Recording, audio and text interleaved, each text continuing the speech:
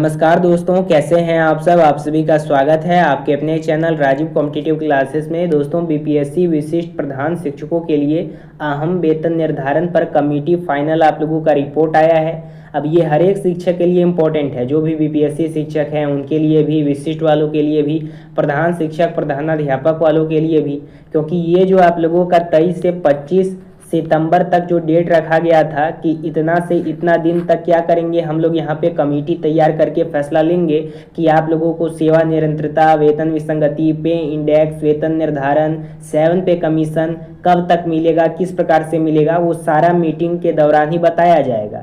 अब मीटिंग जो है, सरकार के द्वारा आश्वासन दिया गया था कि सभी शिक्षा पदाधिकारी मीटिंग करने के बाद हमें बताएं और कमेटी का रिपोर्ट सौंपे, उसके बाद फिर हम यहाँ पे घोषणा करेंगे, यानी एक तरह से सरकार घोषणा करेगी। वेतन निर्धारण, पे इंडेक्स, सेवा निरंतरता, वरीयता, वेतन विसंगति, मूल वेतन। देखिए, सबसे पहले आप लोगों का 9/9/2025 को लेटर प्रकाशित करके बताया गया था कि जितने भी विशिष्ट वाले शिक्षक हैं या फिर प्रधान शिक्षक हैं, प्रधानाध्यापक हैं या फिर यहाँ पे विद्यालय अध्यापक बीपीएससी वाले हैं, सभी को यहाँ पे सेवा निरंतरता का लाभ दिया जाएगा। और भी जो आप लोगों का डिमांड है उसी को लेकर बोला गया था कि कमेटी एक बैठाया जाएगा जो कि 23 से लेकर 25 तक चलेगा और इसी दौरान वेतन विसंगति, वेतन वरीयता, सेवा निरंतरता सभी पहलुओं पे चर्चा की जाएगी। उसके बाद फाइनल डिसीजन पारित किया जाएगा। उसके बाद फिर आप लोगों का सरकार घोषणा करेगी। तो आज आप लोगों का लास्ट डेट है। क्या पारित किया गया है सो बताता हूँ। मुख्य बिंदु आप लोगों का क्या है, बिहार सरकार ने सितंबर महीने का वेतन आज से जारी करने का आदेश दिया है। फैसला दुर्गा पूजा को ध्यान में रख कर लिया गया है। जैसा कि पता है 2 अक्टूबर से आप लोगों का स्टार्ट होने वाला है। वित्त विभाग के प्रधान सचिव आनंद किशोर ने आदेश जारी किया है। राज्य सरकार के कर्मचारियों के साथ साथ हाई कोर्ट, विधानसभा, विधान परिषद और राज्य भवन के कर्मचारियों को भी समय से पहले वेतन मिलेगा। सभी कोषागार पदाधिकारियों को इस संबंध में निर्देश भेज दिए गए हैं। उसके साथ देखिएगा, शिक्षा विभाग की आगामी बैठक बेहद महत्वपूर्ण है। इस बार केवल शिक्षकों की वरीयता ही नहीं बल्कि शिक्षकों के वेतन से जुड़े कई मामले पर भी अच्छी खबर मिलने की संभावना है। उम्मीद जताई जा रही है कि विभाग इस पर सिर्फ तिथि तय करते और औपचारिक बैठना तक सीमित नहीं है, बल्कि शिक्षकों के हित में ठोस निर्णय भी लिए जाएंगे। अब कब तक लिए जाएंगे ये तो आप लोगों का समय ही बताया जाएगा। पहले घोषणा कर दिया गया था कि 23 से 25 तारीख तक आप लोगों का क्या करेंगे, तो 23 से 25 तारीख तक मीटिंग करेंगे। इसमें सभी प्रकार का हम यहाँ पे निर्णय लेंगे, उसके बाद फिर घोषणा करेंगे। तो आज तो आप लोगों का लास्ट डेट है। आज ही आप लोगों का टोटल जजमेंट आएगा, क्या पारित किया गया है, क्या आप लोगों का नहीं किया गया है, ये टोटल जानकारी आज ही आप लोगों का दिया जाएगा। लेकिन हाँ, यहाँ तक साफ है कि कुछ ठोस कदम आपके लिए उठाया जा सकता है। ये 25 तारीख जो है ना, ये आप लोगों का लास्ट डेट है। इसके बाद शायद ही आप लोगों का कुछ किया जाएगा, क्योंकि अक्टूबर अब स्टार्ट हो रहा है। अब यहाँ पे देखिए, आज 25 सितंबर है। आज आप लोगों का यहाँ पे बैठक हो गया है। अब इसमें क्या कहा गया है, आने वाले 1 सप्ताह के भीतर विशेष शिक्षक, प्रधान शिक्षक और बीपीएससी शिक्षक के वेतन से जुड़े कई लंबित मामले पर बड़ा निर्णय लिया जाएगा। ये निर्णय आप लोगों का आज लिया जा सकता है, ठीक है।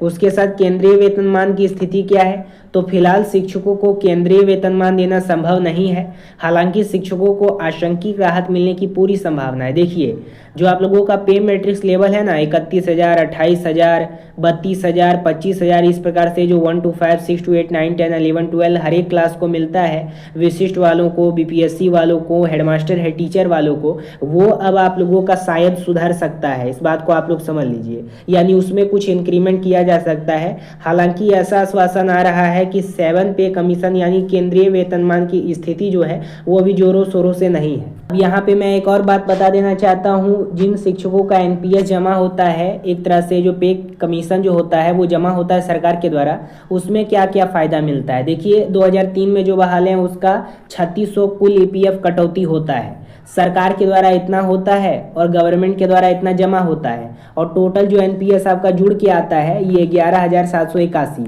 उसी प्रकार से 2006 वालों का देखिएगा, 2010 वालों का देखिएगा, 2013 वालों को देखिएगा, टीटी वाला, 2016 टीटी वाला, उर्दू वाला देखिएगा, 2022 में 6 फेज के तहत जो टीचर हैं उनका ईपीएफ देखिएगा। तो इस प्रकार से उन लोगों का होता है। और इधर अपना एरियर भुगतान भी देख लीजिएगा, यानी 2003 से 2005 तक जितने भी शिक्षक बहाल हैं, अगर उनका पे फिक्सेशन हो जाता है 50% आधार पे अभी उनको 35,720 सैलरी मिलता है।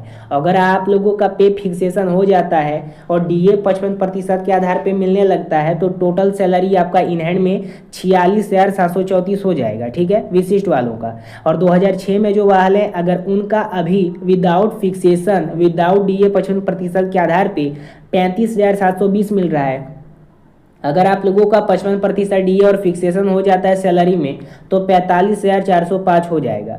वहीं 2010 में जो बहाल हैं उनकी बात करें तो अभी उन लोगों का विदाउट फिक्सेशन और डीए 55% के आधार पे 35,720 मिल रहा है। अगर आप लोगों का फिक्सेशन हो जाता है आपके सैलरी में, डीए 55% हो जाता है तो टोटल सैलरी इन हैंड आप लोगों का 44,104 बनेगा।